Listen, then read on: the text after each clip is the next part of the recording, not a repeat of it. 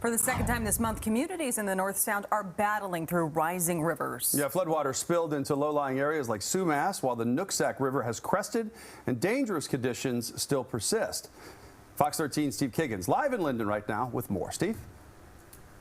Yeah, David, it's kind of like deja vu all over again. We've seen this just a number of weeks ago. Scenes just like this, floodwaters rising and filling these low-lying areas and staying stuck there for quite some time, but not to mention roads that are closed. Here we've got someone live on pictures right here turning around because of road closures like this one.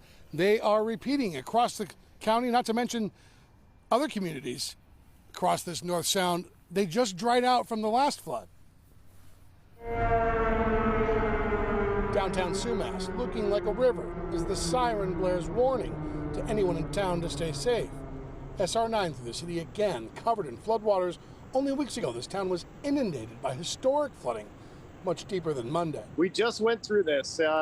Right now, the water's still rising here in Sumas, and we just went through this a week and a half ago. It's devastating for our people. There's a lot of anxiety, anger, there's a lot of emotions going on right now. Sumas Mayor Kyle Christensen says many in town evacuated early this time around. Across Whatcom County, the scene looks similar, with water overtaking some roadways and farmlands drenched by overflowing rivers. Flooding just prior to Thanksgiving impacted hundreds of homes across the county. Mayor Christensen says his community will likely see a couple dozen structures impacted. Monday's flood reminded him of similar weather back in 2020. Considering the calendar still reads November, he worries what's to come this winter. We're entering our flood season during the winter, and we've already, with all this flood water, you're filling up all of your, waterways with debris and with sediment that's been pushed around because of the high volume of water flows. My concern is, as we get into winter, that this could be a more normal thing.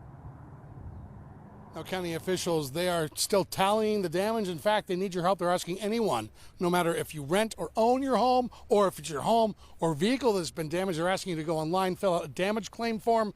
That's information they can use to seek aid from the state and the feds, not to mention a landslide blocking a portion of northbound Interstate 5 just south of Bellingham. That has since reopened. The Department of Natural Resources says the threat for shallow landslides, that exists now, reaching from the Canadian border all the way down to the King County line.